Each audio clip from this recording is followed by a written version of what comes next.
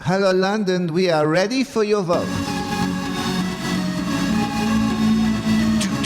Hello, I'm Stephen Perkins, and this is 12 Points, the Eurovision podcast from the team behind Binge Watch. It is Monday, 4th of November, and once again I am here to take a deep dive into an element of the contest's history. But let's start, as we almost always do, with a look at the latest Eurovision news. The big story from the last fortnight is of course the announcement that the Netherlands will be taking part in Eurovision 2025. On the back of months of negotiations with the European Broadcasting Union, and amid rumours that they were unlikely to be a part of next year's contest, Dutch broadcaster Avrotros announced they would be taking part after all. They said in a statement that, after months of discussions and consultations, the broadcaster has received sufficient guarantees from the EBU that structural changes will be implemented at the music festival. Joost Klein was offered the opportunity to participate again, but in the end he chose to decline this offer. Registrations for new songs for 2025 is now open.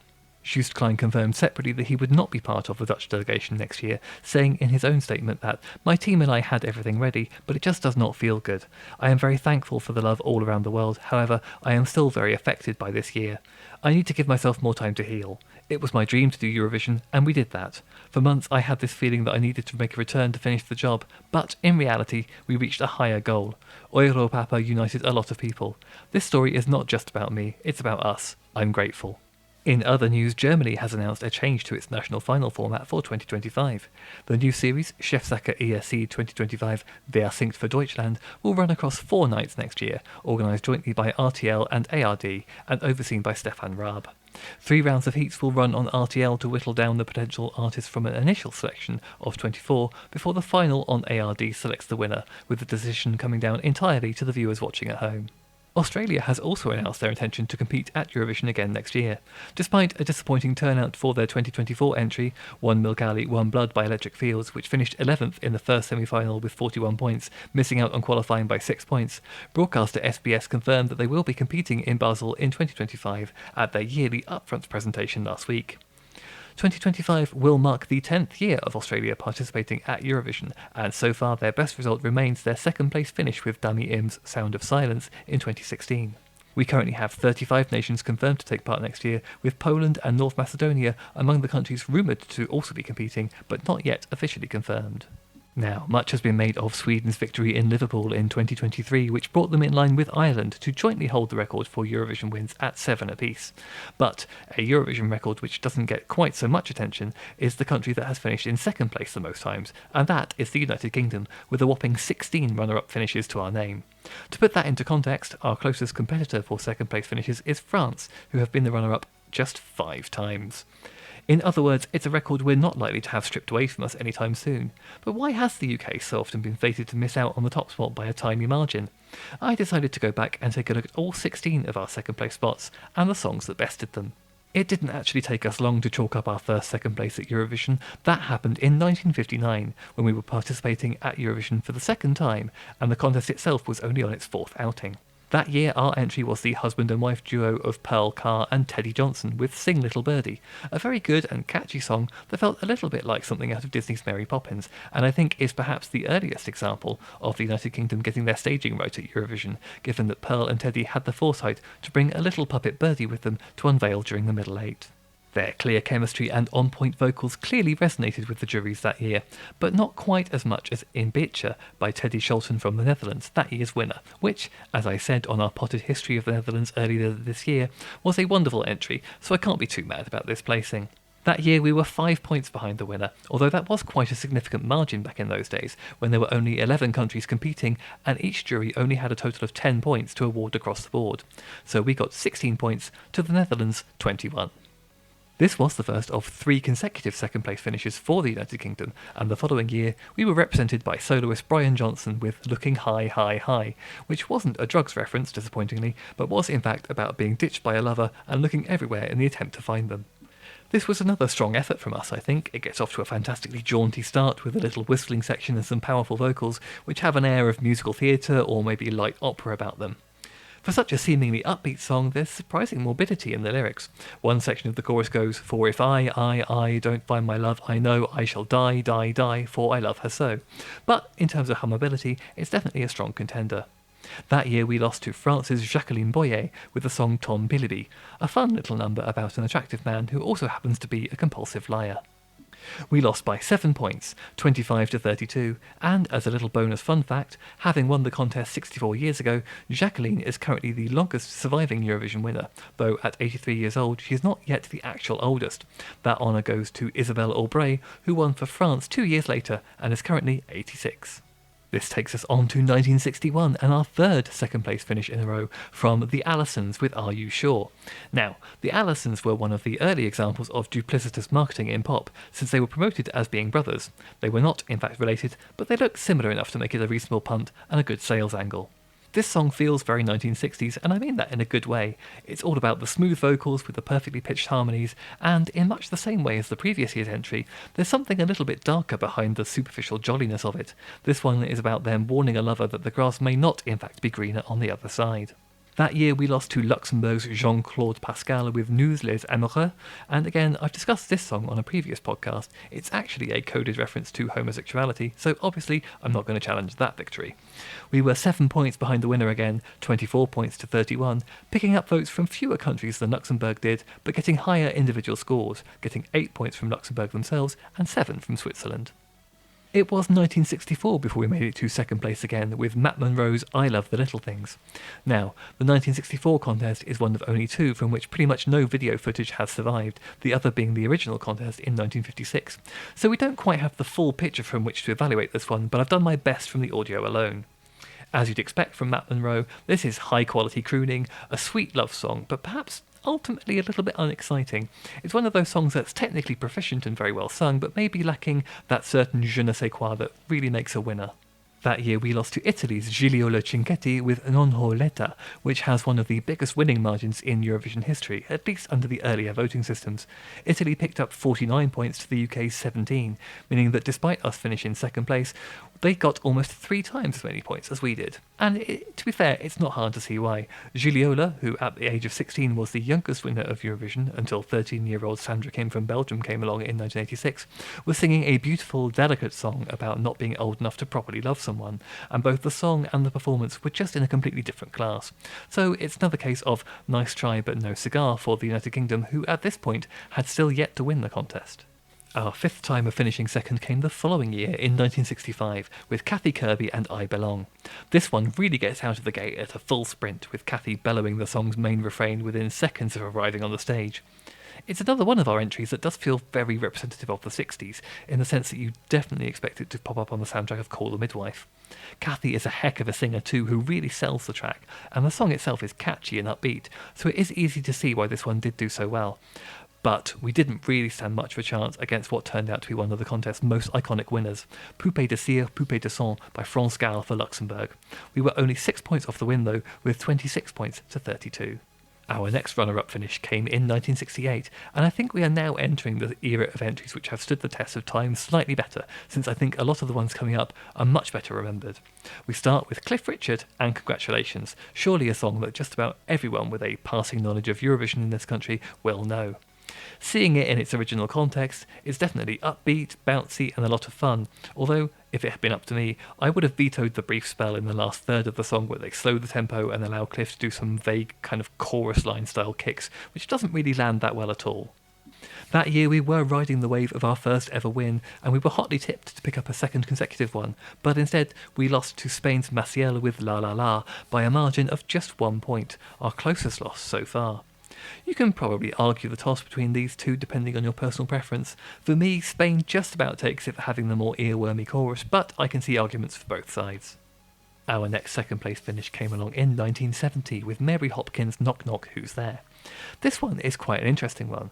It's not entirely unusual to have an artist distance themselves from their Eurovision entry in later years, as we've seen from the likes of Sandy Shaw and France Gall, but this song, about giving up on love and then it showing up right when you least expect it to, was very much a digression from Mary's usual style, and she wasn't really a fan of it, and honestly, I can't help but think that does come across in the performance.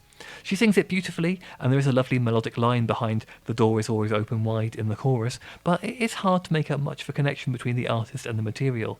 There's no real animation behind her eyes. It's hard not to think that she is actually phoning it in a little bit, especially when you've seen what Mary Hopkins is really capable of.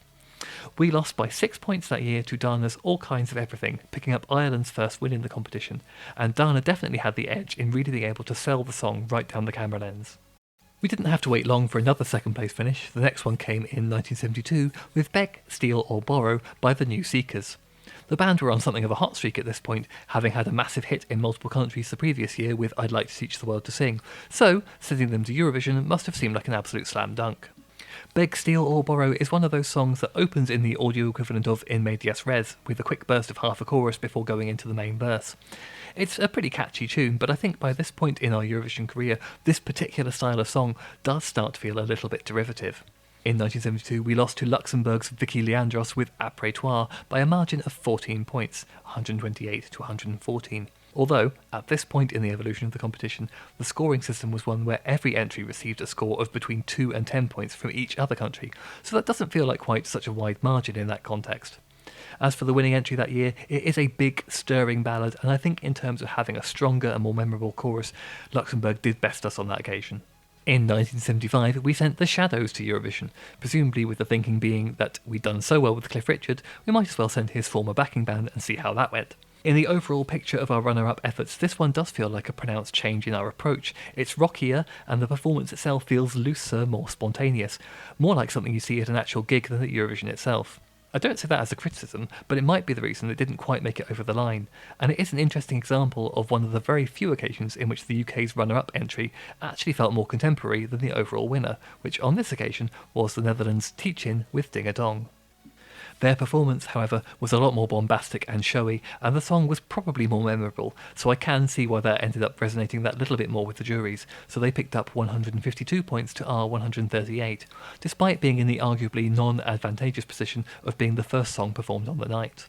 After another win for the United Kingdom in 1976, the title of our entry for 1977, Rock Bottom by Lindsay DePaul and Mike Moran, pretty much summed up the level of enthusiasm at the BBC for another win. They weren't particularly keen on the prospect of staging the contest 2 years in a row, especially since the 1977 contest had been beleaguered by strikes and logistical issues. As a result, they didn't particularly get behind that year's entry with any great enthusiasm, despite it being a hot favourite to win, which might be the reason it only ended up in second place. Although I'd argue another reason is that the vocals on the night were a little bit shaky. It is still a fun track though, with dueling pianos with Lindsay and Mike sitting back to back. They ended up losing out to France's Marie Myriam with L'Oiseau et l'Enfant, which landed 136 points to our 121. France definitely had the edge on us vocally, and this one ended up being France's last win to date at the contest. The post-1977 period marks our longest spell without a second-place finish at Eurovision, up until that point anyway. We didn't manage a runner-up position again until 1988 in Dublin, with Scott Fitzgerald's Go. Scott is, if memory serves, the last Scottish singer to represent the United Kingdom, which is fairly shocking when you think about it, and he was performing this throaty power ballad with a swooping, plaintive chorus. It also happened to be written by Judy Forsyth, daughter of Bruce, which meant there were quite a few shots of Brucey in the audience, looking a little bit antsy as the results came in. This was one of our more infamous losses, given that we were in the lead going into the final round of voting, 5 points ahead of Switzerland, who were of course represented that year by Céline Dion with Ne partez pas sans moi. There were gasps in the arena when Yugoslavia, the final country to vote, awarded Switzerland 6 points, putting them 1 point ahead, and ultimately they didn't give the United Kingdom anything at all, meaning we lost by the narrowest of margins, 137 points to 136. And, I mean, you can't exactly look back at best-selling, multi-award winning recording artist Céline Dion and make a retrospective argument that she didn't deserve to win the Eurovision Song Contest, can you? And even if she didn't have the post-contest career to back it up, I still think Ne partez pas sans moi is the better track of the two. But Scott did end up with a Eurovision legacy of his own. His son Kai co-wrote Monsters for Finland's Sara Aalto in 2018.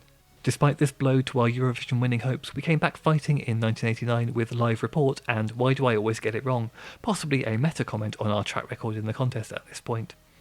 This one was a synth-heavy rock ballad about the ending of a relationship. It was extremely earnest, with some slightly wobbly harmonies happening in the background, and it's an interesting one to compare to the winner, Yugoslavia's Riva with Rock Me, because they couldn't be more different. Rock Me is unashamedly cheesy, with multiple guitars on display. It's very much the sort of song that people think wins Eurovision, but it's not necessarily the sort of song that actually does. But on this occasion they triumphed, 137 points to 130, perhaps thanks to a chorus that was incredibly catchy, even if you don't speak Croatian. I can imagine that UK fans would have been slightly miffed to lose to a song that felt a lot more lightweight, but it's still an incredibly fun, memorable track, and it was also Yugoslavia's first and last win at Eurovision, so I can't really begrudge them that. After some slightly disappointing results over the next 2 years, 1992 saw us bringing out the big guns in the form of West End leading man Michael Ball, with One Step Out of Time. You can see how seriously we were taking it this year, with the pop-rock arrangement of the song and the dramatic light show we unleash as he walks onto the stage, and obviously Michael Ball was an extremely safe pair of hands vocally. That said, I'm not sure he ever fully convinces as a pop singer in this specific environment. The dancing is a little bit self-conscious at the very least. He landed 139 points to take the runner-up spot behind Ireland's Linda Martin in first place with Why Me, which got 155. And although you can definitely say we were in it to win it this year, there's only so much you can do against a song written by the mighty two-time champion Johnny Logan, sung by an extremely talented singer, right on the cusp of Ireland entering their domination era. We tried hard again in 1993, sending bubbly Scouse star Sonia with Better the Devil You Know.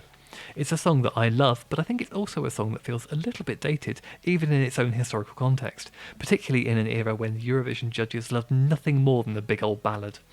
I think the song's success, much as it was, can be largely chalked up to Sonia herself, who delivers an incredibly assured performance, vocally on point, comfortable on stage, effortlessly charming into the cameras, and I think that does a lot to cover up the weaknesses in the song itself.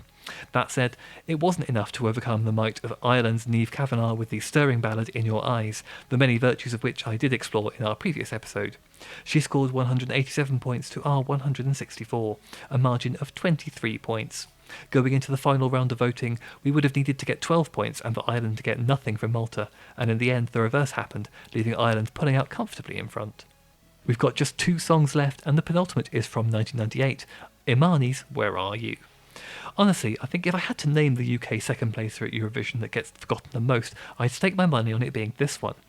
I think it maybe gets overlooked because we'd won the year before, so it does get a little bit swept up in the general wave of Katrina mania around that era and our enthusiasm about being the ones to host the show in 1998. It's interesting that this one gets forgotten because I think it's one of the last examples of us sending something that sounded extremely of the moment and doing well with it. It's an absolute banger with great vocals, and it's very much a shame that it doesn't often get the credit that it's due. Imani took 166 points but lost to Israel's Dana International with Diva, who took the top prize with 172. Obviously, Dana's win was an iconic moment for multiple reasons, but I do think the vocals on her track aren't quite as strong as Imani's. We're splitting hairs between 2 great songs in this instance though, and I do think that Dana's song had the better outro of the 2, so maybe that's what swung it. And that brings us to the most recent example, 2022, Sam Ryder and Spaceman. Sam, of course, came onto the scene at the point where we'd long given up hope of the UK ever hitting the heights at Eurovision ever again. It came on the back of us having scored 0 points under a voting system where we'd been all but assured it was impossible to do that, and so Sam was announced as our entrant quietly on the Radio 2 mid-morning show without much in the way of fanfare. But the song was catchy, Sam was incredibly charming, and crucially, he was a hell of a live performer, and we suddenly found ourselves in the running for the first time in a long time. The UK suddenly realised we had an opportunity that wasn't to be squandered, so we put the effort in and even got the staging right for once. The audience were even singing along in the arena, which was pretty much unheard of for a UK entry. Of course, the timing couldn't have been worse for us, because this was the year that all of the smart money was on Ukraine's Kalish Orchestra with Stefania, a time when people across the world who had felt powerless at the news of the Russian invasion grabbed hold of the opportunity to send a message and delivered Ukraine one of the most decisive victories the contest has ever seen. Although the UK won the jury vote by 25 points over our nearest rivals, Sweden, Ukraine romped home in the televote with a whopping 439 points, a full 200 points clear of Moldova in second place, and beat us in the overall leaderboard with 631 points to our 466. But, of course, we know now the UK and Ukraine would be united the following year when we staged Eurovision in Liverpool on their behalf. And even if Sam Ryder didn't win, he got the UK excited about the contest for the first time in decades, and somehow that sense of optimism seems to be remaining, despite some slightly lacklustre results in 2023 and 2024. So that's it for this episode. Thank you, as always, for listening. I will be back with another update in a fortnight's time when we will be taking a look at the Junior Eurovision Song Contest 2024. Don't forget you can follow us on Twitter at BingeWatch_pod for updates from us and our sister podcast BingeWatch. And I'm there too at Stephen Perkins. You should definitely also subscribe on your podcast platform of choice to ensure you don't miss any of our upcoming episodes. And if you've enjoyed this one or any of our other episodes, we'd very much love it if you could leave us a nice review to help us in the old algorithm. Until next time, good night Europe and good morning Australia.